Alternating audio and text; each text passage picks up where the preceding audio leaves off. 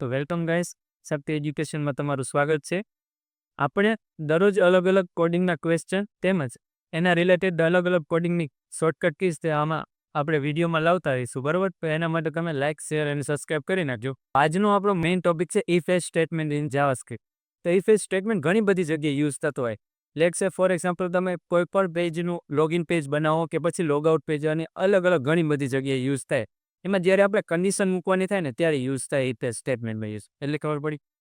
હવે રિયલ લાઈફમાં કઈ જગ્યાએ યુઝ થાય? ફોર એક્ઝામ્પલ, તમે એટીએમમાં પૈસા ઉપાડવા જાઓ, એમાં પહેલાં તો તમે પિન નાખો. અમે પિન નાખો, તમારું કાર્ડ એન્ટર કરીને તમે પિન નાખો. જો એ પિન સાચો હોય તો જ તમારું ટ્રાન્ઝેક્શન સક્સેસફુલ જાય અને તમને પૈસા રિસીવ થાય.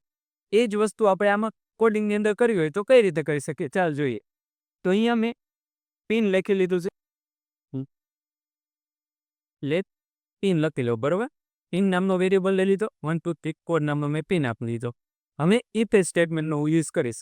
ઇફ એલ્સ સ્ટેટમેન્ટની અંદર પહેલાં તો મારે કન્ડિશન પાસ કરવી પડશે. અહીંયા મેં કન્ડિશનમાં લખી પિન ઇક્વલ ટુ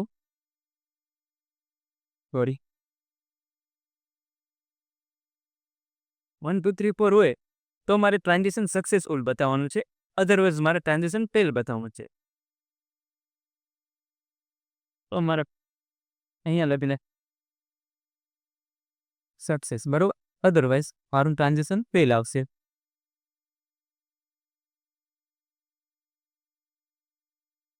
હવે જ્યારે હું રન કરીશ, મારો પિન અત્યારે સાચો છે 1 2 3 4, તો મારે ટ્રાન્ઝેક્શન સક્સેસફુલ આવશે.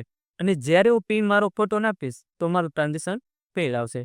જેમ છે 1 2 3 4 5 નાખી દીધા તો મારું આવશે